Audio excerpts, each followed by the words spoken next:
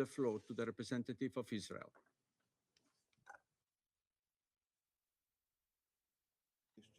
For his briefing here this afternoon.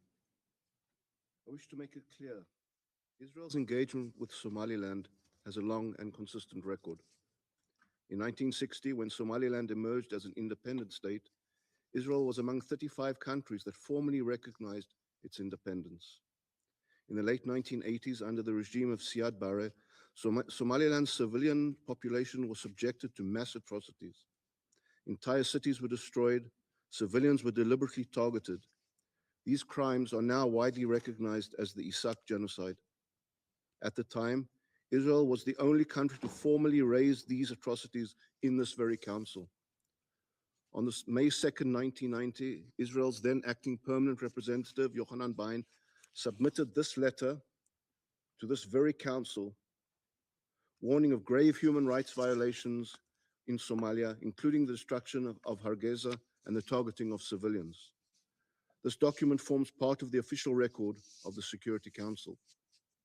That record underscores the consistency of Israel's engagement, grounded in concern for human rights, accountability, and legal principles. That history provides essential context for the discussion surrounding Israel's recognition of Somaliland today. Let me be clear, Israel's recognition of Somaliland is neither provocative nor novel. It is a lawful, principled acknowledgement of a long-established reality, consistent with international law and aligned with the values that this council is meant to uphold. Mr. President, Somaliland's modern political history is clear and well documented. On June 26, 1960, the former British Somaliland Protectorate attained independence as the state of Somaliland. In the days that followed, prior to its voluntary union with the Trust Territory of Somalia on July 1st, 1960, Somaliland was recognized by 35 states, including the United States, the United Kingdom, France, China, Egypt, Ethiopia, the Soviet Union, and Israel.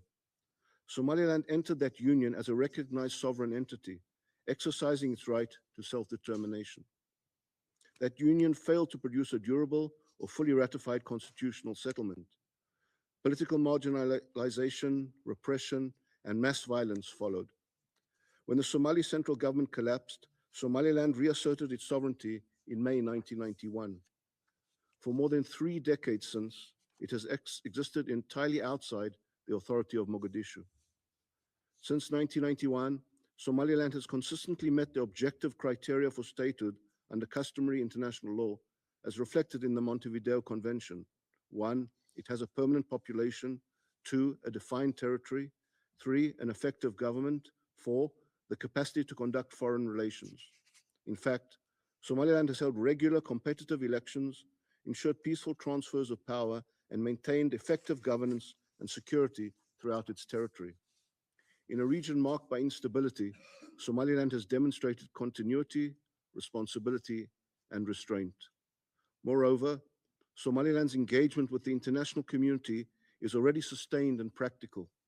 Several states maintain representative, liaison, or economic offices in Hargeisa. These relationships reflect ongoing diplomatic, economic, and development cooperation. They also reflect an acknowledgement in practice of Somaliland's capacity to govern responsibly. Israel's recognition builds on this reality. This step was taken as an exercise of sovereign authority, consistent with international law and long-standing diplomatic practice. It is not a hostile step towards Somalia, nor does it preclude future dialogue between the parties. Recognition is not an act of defiance. It is an opportunity to promote clarity, an opportunity to encourage responsibility, an opportunity to strengthen stability in the Horn of Africa. This recognition is forward-looking. It aligns with the spirit of the Abraham Accords: cooperation over isolation, pragmatism over paralysis, and partnership over perpetual conflict. Somaliland has demonstrated a willingness to govern responsibly, to secure itself, and to engage constructively with regional and international partners. This trajectory is also not without precedent. In the case of South Sudan, early engagement by individual states, including Israel, preceded broader international recognition and supported international integration and stability. Reality was acknowledged first. Consensus followed. Mr. President, the question raised by Israel's recognition of Somaliland is not whether international law permits acknowledgement of long-established facts. It does. The question is whether this council is ready to engage with reality as it exists. Somaliland's historical sovereignty, more than 3 decades of effective self-governance, and demonstrated capacity to act as a responsible international partner meet the legal criteria that guide recognition. Israel has aligned its foreign policy with this reality. This approach reflects the spirit of the Abraham Accords. It is grounded in international law and directed towards greater stability and security in the region. I thank you. I thank the representative of Israel for the statement. The representative of Somalia has asked for the floor to make further statement. I give him the floor. Thank you, Mr. President, for giving me again the floor. Before proceeding further, I want to make additional remarks in my capacity as a Somali representative of Somalia to directly address the claims made by the representative of Israel who spoke before me. I will make 3 points, Excellency. First, actions of occupying power in Palestine and indeed in the broader region are well documented. These actions constitute clear violations of international law. What we see today and time again are acts to terrorize civilian populations and crimes against humanity and forced displacement of a whole community, starvation of innocent people, and killing and maiming hundreds of thousands. And someone doing all these things are lecturing us today what they call genocide and things like that. I'm shocked to listen to the outrageous comments from the Israeli representative. If we want to talk about genocide, it's Israel that's committing on our own eyes every day.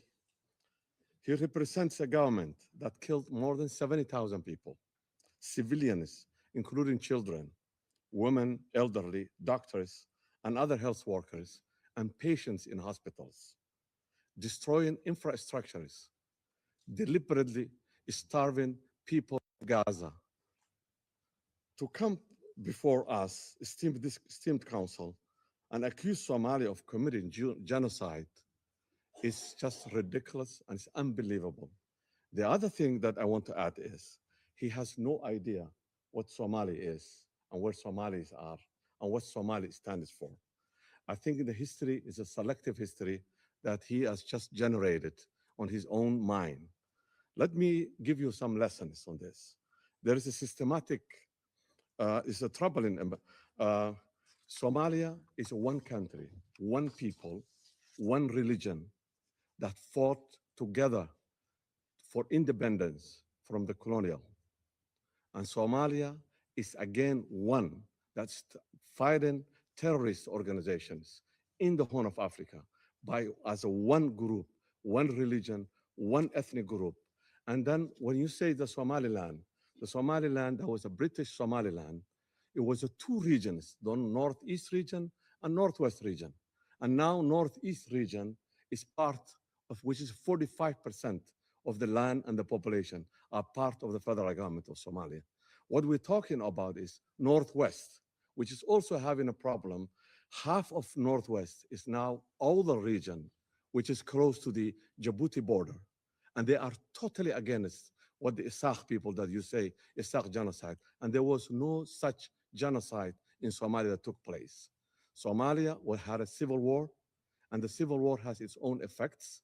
And we believe the civil war was also financed from outside. So to come to this place and lecture us humanity and genocide and human rights and independence and democracy, and we know what you're doing on a daily basis, is just an insult. And I cannot take it without responding to this. I thank you, Mr. President. I thank the representative